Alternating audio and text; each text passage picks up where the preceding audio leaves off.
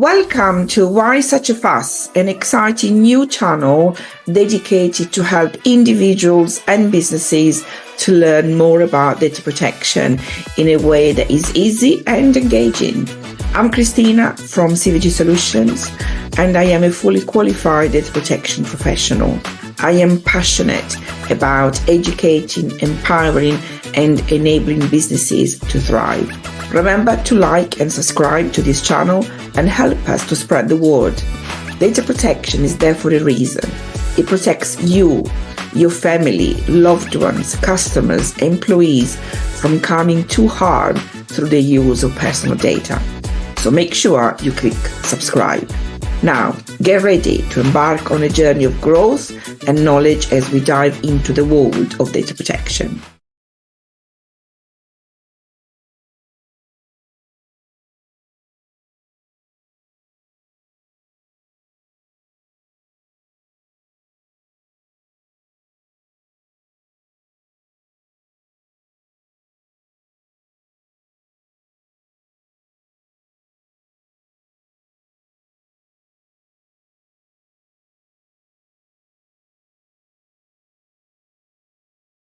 I'm joined once again by Emily Overton, a multi-award winning records management specialist. And today we are talking about risk and risk management. Welcome to the show once again, Emily. Hi, thanks for having me. Yeah, you're welcome. So first of all, I wanted to, for our audience, for the benefit of our audience, I just wanted to define what it is a risk. So in simple terms, a risk is a possibility of something happening or not happening, and the positive and negative effect that this might have on an organization. So basically what this means is that a risk is both a threat and an opportunity. So if risks are a threat, the organization will look for ways to avoid the threat or minimize it. While if it's an opportunity, the organization will want to exploit it or maximize it. So basically, very simply put, risk management is a framework or a structured approach on how to manage the threats and opportunity that an organization might face throughout their life cycle. But what I wanted to explore with you, Emily, is how does risk feature in the GDPR? And we keep hearing, you and I know that the GDPR is a risk-based approach. But how does that translate in practice? Or for someone that is not, GDPR professional, what does that mean to a business? This GDPR is a risk-based approach. What does that mean? I think there's something to make it clear that when we're talking about an information risk, you have a risk that is coming into the business without any mitigation in place. So this whole brand new risk, what does it bring with it? So in data protection terms, the risk of having a data breach from X system.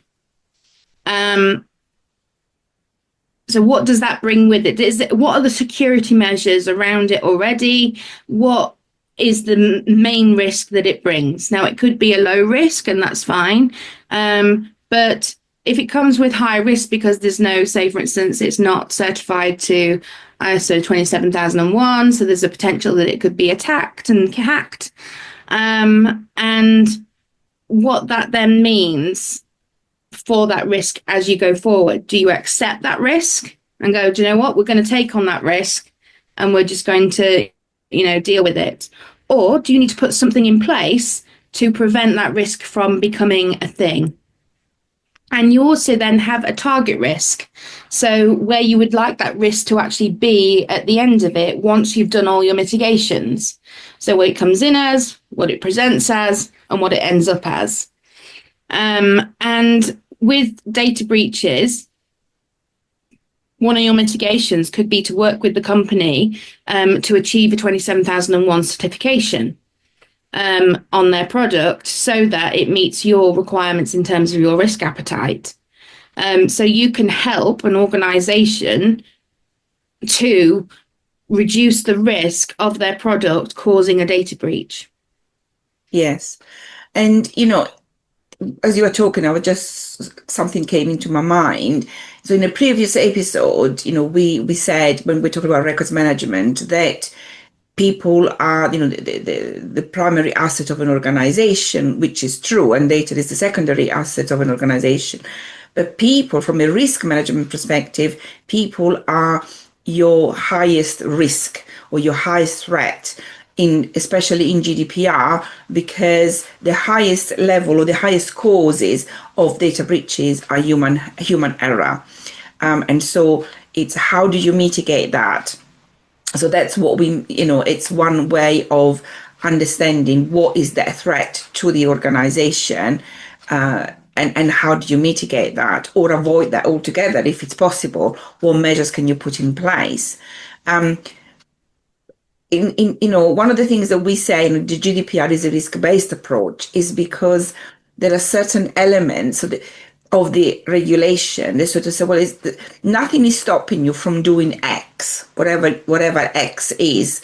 But what you need to do is to justify that X is not going to put people at risk. So if you're using their data, it's how do you ensure that the way you're using it or the way you're processing it to achieve X doesn't have an impact on them. And so this is why the regulation provides us with data protection impact assessment, legitimate interest assessment. All of those, basically those assessments are a way of assessing the risks to the individual, not to the organization, but to the individual. And the same goes with data breaches, as Emily sort of already mentioned. You can have different level of data breaches. They can be low, they can be medium, they can be high. But again, it is up to the organization to establish that risk level. But it's not a risk to the organization, it's the risk to the individual that are impacted. Yeah, so I was just about to say that it's when you're measuring your risk, you're looking at it from a impact to the business and a likelihood. Yes. And you then plot in that graph where it ends. So if it's a 3 that it's likely to happen, yeah. And then if it's 3 that it's likely to happen and the impact of it would be catastrophic, it would end up being in the high range. Yes. Because it would be at the top part of the I feel like I need a whiteboard, but I don't know. And the other thing to mention is that, again, it's movable because a risk never stops moving. You don't just do this risk management once and go, yeah, okay, risk done. You have to manage it on a weekly, monthly basis to ensure that nothing else is happening, because there are external factors that can cause the likelihood of something to happen more so. So an example being the ICO doesn't really fine anyone right now, so the likelihood of you getting a fine is quite low. But if that fine was quite high, the impact to the business means that it would have a higher risk. However, if John Edwards pulls his finger out and starts fining people in the UK, then obviously that risk goes up. Yes. For likelihood to happen. And you also have things like the Ukraine-Russia war, and where your data is being held, that can actually impact the score moving quite drastically. So it's not a one-time job. It is a constant moving feast, and you have to consider that you need mitigations in place to prevent your business coming to a grinding halt because of an incident. Absolutely. And on my experience, I would highly recommend that as a minimum, you do your risk review on a quarterly basis. I mean, there are organizations that only look at their risk once a year. that it's way too little because so many things can happen in a year. So I would suggest as a minimum once a quarter. And also, new risk comes in all the time. So it's not just about reassessing the one that you've already captured, it's also adding in new risks because your business is evolving, is moving. Right now, the economy, is not at its best. So that would be a risk to the business, business risk rather than a GDPR risk. But nevertheless, risk management is across the board for the business. It's not just about GDPR, but in an economic situation where the economy is it's flourishing. It's then that risk goes down. So it's a moving target, and it's a live document. And so you need to have it as part of a recurring a process that you do that, once a quarter, and also depend on the size of the organization. If you have, if it's a small organization, you probably just need, a risk management at board level, say, for example, because the board are also involved in the day-to-day activity. But if you are, a large, medium, or a corporate, you need perhaps to have different layers, within your teams or department of risks, because a risk in customer services might not be the same risks in sales. And so you need to have different risk registers and managed at team level, which then the one that are those risks that are of a high level, they then sort of go up into the overall organization. So almost like an escalation kind of system. And so you need to have all of that in place, again, depending on your size, as I said, of the organization. And there's two key mistakes that a lot of organizations make. And the first one being that information risk is the same as any other risk. So your information risk should be on your main risk register. You should not keep it separate. Yes. Information governance should be feeding into the board and feeding into the main business risk register.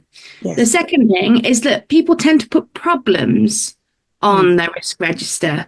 And so if it's already happening, it's not a risk. It's a problem. Yeah. So making sure that these risks are suitable to be on a risk register for you to mitigate it, because if it's already happened, crash, bang, wallop, then that's not managing risk. No, because as I said earlier, risk is something that hasn't happened, or it's something that might happen. So if it has happened, then it's no longer a risk. It actually becomes an issue. That's what they're called issues. And so you manage that because it has occurred, and the way you measure it, it's different from how you measure a risk. You measure a risk, an issue by size rather than by impact and likelihood. So it's a good point, Emily. If something has happened, so the risk has become reality, is no longer a risk, is actually an issue. And the other thing that I wanted to make sure we tackle is risk appetite. So risk appetite is basically the level of risk that an organization is prepared to accept to achieve, its objectives or its target. So some organizations are more risk prone.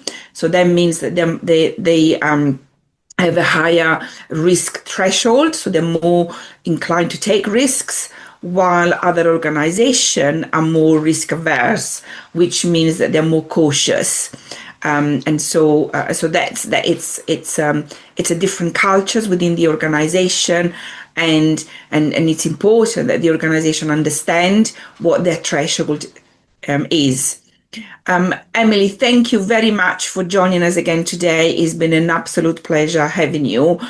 How can our audience get in touch with you? So you can find me on my website, www.rmgirl.co.uk. Or you can reach out to me on LinkedIn. I love meeting new people. Do reach out. Or you can email me on emily@rmgirl.co.uk. And I would love to talk to you about risk because I love risk. And if you enjoyed this video, please give it a thumbs up and remember to click on the subscribe or follow button. If you would like to get in touch with me to talk more about GDPR, risk management, or anything else, do please get in touch. You can also find me on LinkedIn, Facebook, and Instagram. Just search for CVG Solutions, or alternatively, just email me at info@cvgsolutions.co.uk. I think it's important to also let our audience know that Emily and I also work together as a team for a number of clients, and they are reaping the benefit from our combined knowledge and experience. So if you are interested in taking advantage of both of our expertise, please get in touch. You can reach us at info@cvgsolutions.co.uk. Thank you for listening. Bye.